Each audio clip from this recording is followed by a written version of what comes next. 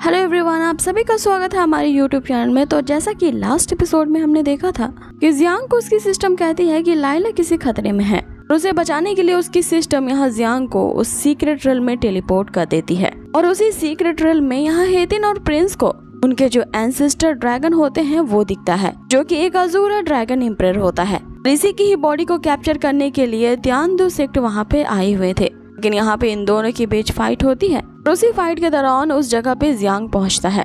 अब एपिसोड की शुरुआत होती है जहाँ पे जियांग के आने से सभी लोग हैरत में थे और उससे पूछ रहे होते हैं कि आखिर आप यहाँ पे कैसे आए। और वो ड्रैगन भी जियांग से यही पूछता है कि कोई भी ऐसे ही मुंह उठा के यहाँ पे मेरे घर में नहीं आ सकता। और वहीं तियानडू रिल्म के डिसाइपल्स भी होते हैं जो यहाँ जियांग की पावर्स को देख ही नहीं पा रहे थे, इसीलिए वो उससे पूछते हैं कि आखिर तुम कौन हो। जिसपे जियांग उनसे कहता है कि तियानडू अलायंस इतना वर्थी नहीं है कि मेरी आइडेंटिटी को वो जान पाए। अब अपने सेक्ट के बारे में सुन करके उन डिसाइपल्स को बेइज्जती महसूस होती है, इसीलिए वो जियांग पे अटैक करने के लिए टूट पड़ते हैं। लेकिन जियांग के करीब जैसे ही वो पहुंचते हैं उसकी गोल्डन ऑरा से वे टकरा जाते हैं और वहीं धाराशायी हो जाते हैं, क्योंकि उसके सिस्टम ने यहाँ जियांग को उसकी इमॉर्टल गोल्डन बॉडी के एक्सपीरियंस कार्ड को एक्टिवेट कर दिया था। अब गोल्डन बॉडी की एक्टिवेशन की खबर सुनकर जियांग काफी खुश हो जाता है और अपनी सिस्टम की तारीफ करने लगता है कि आखिरकार तुमने एक अच्छा काम तो किया। लेकिन वो तियानडू सेक्ट के डिसाइपल्स अभी जियांग से बहस कर रहे होते हैं कि आखिरकार तुम्हारे अंदर इतनी पावर्स कैसे है, क्योंकि तुम अपने कल्टीवेशन के किस लेवल पे हो ये तो हमें दिख नहीं रहा है, तो अपने आप को इतना महान कैसे कह सकते हो। जिसपे जियांग उनसे कहता है कि तुम जैसे छोटे डिसाइपल्स आखिरकार मेरी कल्टीवेशन के लेवल को कैसे देख सकते हैं। तभी उनमें से एक डिसाइपल यहाँ कहता है कि हमें माफ कर दीजिए सीनियर, हम आपकी पावर को देख नहीं पाए। इतने पावरफुल कल्टीवेटर होके हम जैसे छोटे डिसाइपल्स को इस तरह से बुली करना आपको शोभा नहीं देता, इसीलिए हम यहाँ से जा रहे हैं। जिसपे जियांग उनसे कहता है कि ऐसे कैसे तुम लोग यहाँ से जा सकते हो, और मैं तुम्हारे खिलाफ एक्शन लेना वर्थी भी नहीं समझता, लेकिन मेरे डिसाइपल्स यहाँ तुम्हारी अच्छी खातिर करेंगे। बाकी जियांग अपनी पावर से उन डिसाइपल्स को सप्रेस कर देता है और अब प्रिंस और हेतिन को आवाज देता है और उनसे कहता है कि मेरे दिए गए ऑर्डर को फॉलो करो। वे तीनों ही तियानडू सेक्ट के डिसाइपल्स पे टूट पड़ते हैं। अब आगे वो जो ड्रैगन होता है वो सभी को थैंक्स कहता है कि उन्होंने आज इस ड्रैगन के चिंगलोंग क्लैन को बचा लिया और इस फेवर को वो कभी नहीं भूलेगा। इसीलिए इस फेवर को लौटाने के लिए वो अपने स्केल से बना हुआ एक आर्मर अपनी ही स्पिरिट की बॉडी वाले एक डिसेंडेंट जो कि प्रिंस होता है उसे देता है। इस आर्मर को देते हुए वो प्रिंस से कहता है कि ये तुम्हारी कल्टीवेशन के प्रैक्टिस में काफी मदद करेगा। आगे हेतिन जो उसके ड्रैगन की स्पिरिट बॉडी नहीं होती है, लेकिन फिर भी उसकी स्पिरिट ब्लैक ड्रैगन की तो होती है, इसीलिए वो ड्रैगन अपने ड्रैगन क्लैन के ट्रेजर पैविलियन से उसके लिए एक टोकन देता है। इसमें हेतिन ब्लैक ड्रैगन को नहीं हेट करने के लिए उसे थैंक्स कहता है। अब आगे जियांग भी सोचता है कि यहाँ उसने भी तो आके मदद की है तो उसे भी कुछ अच्छा खासा इनाम दिया जाएगा, जैसे कि कुछ मैजिकल वेपन्स या ट्रेजर। लेकिन जियांग की उम्मीदें यहीं धरी की धरी रह जाती है जब ड्रैगन उससे कहता है कि आपके जैसे हेड मास्टर को मेरे पास देने के लिए कुछ भी वर्थी नहीं है, क्योंकि मेरे पास ऐसा कुछ भी नहीं है जो आपके काबिल है, इसीलिए मैं आपको कुछ भी ऑफर नहीं कर सकता। मैं बस अपने इन दो वंशजों को जो कि प्रिंस और हेतिन है इन्हें आपके पास छोड़ जाता हूँ। अब आगे हेतिन यहाँ जियांग से कहता है कि मास्टर इस यून का आखिर क्या करें। तभी सिस्टम उसे बताती है कि यही तुम्हारा अब एक नया डिसाइपल है जिसे जल्द से जल्द अपने सेक्ट में रिक्रूट करो और रिवॉर्ड पालो। जिसमें यहाँ जियांग सोचने लगता है कि इस तरह के रूथलेस पर्सन को वो कभी भी अपने सेक्ट में नहीं शामिल करेगा जो कि दूसरे लोगों की पीठ पे वार करता है। इसमें उसके सिस्टम उसे ये धमकी देती है कि अगर तुमने अभी अभी इसे अपना न्यू डिसाइपल रिक्रूट नहीं किया तो टास्क के फेलियर पेनाल्टी के तौर पे में जो 2 हिट एक्सपीरियंस कार्ड दिए गए थे उन्हें डिलीट कर दिया जाता है।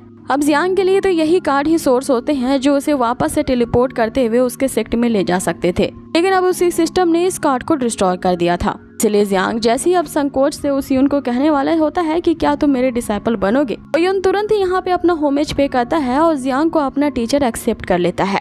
लेकिन जियांग को ये पता होता है कि ये पूरी तरह से सिंसियर नहीं है, क्योंकि जो इसके लॉयल्टी पॉइंट्स थे वो 0 थे।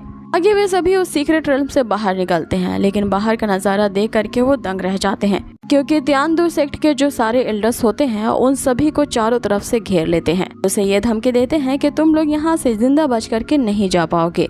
साथ ही इस धमकी के साथ वो उसे ये ऑफर भी देते हैं कि अगर तुम सभी के सभी अभी हमारे तियानडू अलायंस में शामिल हो जाते हो, यानी कि हमारे सेक्ट को ज्वाइन कर लेते हो, तो हम तुम्हें शायद जिंदा छोड़ सकते हैं। अब जाहिर है यहाँ पे जो जियांग होता है वो उन्हें मना ही करता है, लेकिन कुछ अलग ही तरीके से। उनसे कहता है कि हारने के बावजूद भी इतना ऊंचा टोन रखना ये तुम लोगों को शोभा नहीं देता। उन पे अटैक करने के लिए यहाँ वो एल्डर अपने सेक्ट से काफी सारे इलाइट गार्डियंस को लाया था जो कि काफी ज्यादा पावरफुल थे, जिसके बारे में प्रिंस यहाँ बताता है कि इस इलाइट गार्डियन के बारे में उनने सुन रखा है। ये सभी मिलकर के एक ऐसा फॉर्मेशन बनाते हैं जिसे गॉड और डेमन भी तोड़ नहीं पाते। अब आगे उस पूरे सीक्रेट रेल्म को उन्होंने चारों तरफ से घेर रखा था, लेकिन यहाँ हेतिन को अपने टीचर पे पूरा भरोसा होता है। वो उस लीडर से यहाँ पे कहता है, आखिरकार हम एक ऐसे मास्टर के डिसाइपल्स हैं जो कि वर्थी हैं। हमारे मास्टर के लिए तो इस तरह के फॉर्मेशन को तोड़ना चुटकियों का खेल है। तो गॉड्स और डेमंस को हरा सकते हैं तो ये इनके लिए कुछ भी नहीं। अब आगे जो जियांग होता है वो सिस्टम द्वारा दी हुई अपनी गोल्डन बॉडी का यूज करता है और वहाँ पे एक ऐसा ब्लास्ट होता है तो वो सारे इलाइट गार्डियन 1 सेकंड में ही तारे बनकर के बिखर जाते हैं। अब अभी जियांग ने जो ये किया था उसकी सिस्टम उसे बताती है कि इससे जो उसका नया डिसाइपल यून है उसकी लॉयल्टी पॉइंट्स में 60% का इंक्रीज आ गया है, मतलब कि अब उसके लॉयल्टी पॉइंट्स बढ़ करके 60 पॉइंट्स हो चुके हैं। अब आगे यहाँ जियांग सभी को ऑर्डर देता है कि हमें अब वापस अपने सेक्ट चलना चाहिए, वो भी पैदल। अब सभी लोग पैदल चल के जा ही रहे होते हैं, लेकिन आखिरकार यून की हालत खराब हो जाती है, उसे रहा नहीं जाता और वो जियांग से कह ही डालता है कि आखिर हम लोग उड़कर क्यों नहीं जा सकते, क्योंकि काफी लंबे टाइम से हम यूं ही इस तरह से चलते जा रहे हैं। तो जियांग उसे कहता है कि चलना भी एक तरह का एक्सरसाइज है। अब ये वो इसलिए कह रहा होता है क्योंकि यहाँ जियांग को तो उड़ने की कला आती ही नहीं, लेकिन यहाँ यून का कहना था कि रात से सुबह हो चुकी है और हम लोग लगातार इसी तरह से चलते जा रहे हैं और अब मुझसे एक कदम और चला नहीं जाएगा। लेकिन यहाँ जियांग अपने मन ही में सोच रहा होता है कि अगर मेरे पास इतनी ज्यादा स्पिरिचुअल पावर होती तो मैं खुद सबसे पहले उड़ करके जाता, कि तुमसे ज्यादा दर्द तो मेरे पैरों में हो रहा है। तो आगे अब अपनी इस कमी को यहाँ पे ना दिखाते हुए उनसे कहता है, तुम बस इतने कदम को नहीं चल सकते तो दुनिया क्या ट्रैवल करोगे। आगे वो उन सभी से कहता है कि इस तरह से वॉक करने से तुम्हारे अंदर स्पिरिचुअल पावर भी बची रह जाएगी। कि तभी यहाँ पे प्रिंस का जनरल आ जाता है जो कि प्रिंस को बताता है उनके फादर की कंडीशन काफी ज्यादा खराब हो चुकी है और इस बीमारी की वजह से महाराज आपसे मिलना चाहते हैं, इसलिए मैं आपको यहाँ पे पैलेस ले जाने के लिए आया हूँ। आगे प्रिंस उस जनरल से पूछता है कि आखिर उनकी कंडीशन क्या है, जिसपे जनरल उससे बताता है जितने भी महल के फिजिशियंस हैं सभी ने इलाज करके देख लिया है कि फादर को ठीक करने का उन्हें कोई क्योर नहीं मिला है और आपका जो कजन ब्रदर कीमो है वो राजगद्दी को हथियाने की फिराक में है। अब आगे प्रिंस जो है वो जियांग से अनुमति चाहता है, क्या वो उसके साथ उसके महल में जा सकता है ताकि अपने फादर को देख पाए। आगे जियांग भी उसके साथ पैलेस की तरफ चलने को तैयार हो जाता है। अब अगली सीन में हमें उसी पैलेस को दिखाया जाता है जहाँ पे 5वें नंबर के प्रिंस और 4थे नंबर के प्रिंस आपस में बात कर रहे होते हैं कि वो किस तरह से एम्परर के मरने का इंतजार कर रहे हैं और जैसे वो मरेंगे ईस्ट तरफ की पैलेस जो होगी वो हम कब्जा कर लेंगे, क्योंकि इन दोनों ने ही मिल करके एम्परर के खाने में एक ऐसा स्लो पॉइजन मिलाया है जिसके कारण अब एम्परर मौत के कगार पे पहुंच चुके हैं। बाकी जियांग के वो तीनों डिसाइपल्स काफी स्टाइल के साथ नीचे उतरते हैं, जिसे देख करके वे दोनों सोच रहे होते हैं कि इनमें से वो मास्टर लीडर कौन है। तभी यहाँ पे जियांग की एंट्री होती है जो कि काफी गिरते पड़ते यहाँ पे आता है और वो डायरेक्ट ही उन दोनों पे ही गिरकर लैंड करता है। जियांग कह रहा होता है कि ये पैलेस तो काफी कमाल की है, इवन यहाँ पे जो बिछाए गए कारपेट्स है वो काफी ज्यादा नरम और मुलायम है। तभी नीचे से आवाज आती है कि आप किसी कारपेट पे नहीं बल्कि हमारे ऊपर आपने लैंड किया है। अब आगे वे दोनों यहाँ जियांग का स्वागत करते हैं और उन्हें पैलेस के अंदर बुलाया जाता है। इधर ये जो दोनों प्रिंस होते हैं वो सोच रहे होते हैं कि हमें इस लीडर का जरूर कुछ न कुछ करना होगा, क्योंकि हमें ये काफी ज्यादा पावरफुल लग रहा है और इसने जानबूझ करके हम दोनों पे ही लैंड किया है। यहाँ इन दोनों बेचारों का क्या पता कि जियांग के पास इतनी पावर्स है ही नहीं कि वो उस शिप से कूद कर डायरेक्टली लैंड कर पाए।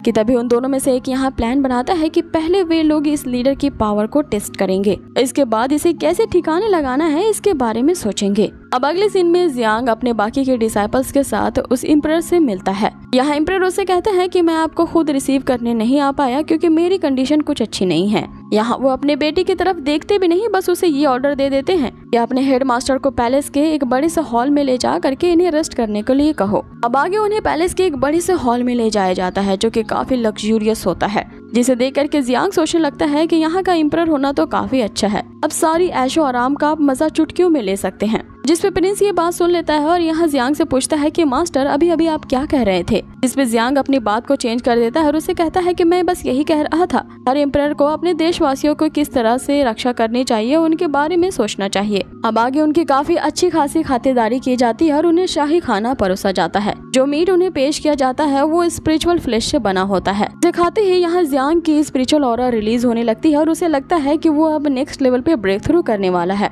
लेकिन अब यहाँ पे क्या होने वाला है ये हमें अगले एपिसोड में पता चलेगा, क्योंकि इसी के साथ ही ये एपिसोड को यहीं फिनिश कर दिया जाता है। सो गाइज आप लोगों को ये आज का एपिसोड कैसा लगा मुझे कमेंट बॉक्स में ज़रूर बताएं और बहुत ही जल्द मिलेंगे इसके नेक्स्ट अमेजिंग एपिसोड पे। Till then take care, stay healthy, bye.